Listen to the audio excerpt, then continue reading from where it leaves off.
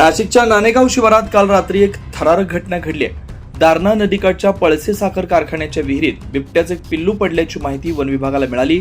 माहिती मिळताच नाशिक वन परिक्षेत्रातील वन्यप्राणी बचाव पथक आणि रेस्क्यू नाशिक डिव्हिजन सर्व आवश्यक साहित्यांसह रात्री 8:30 वाजता घटनास्थळी दाखल झाले.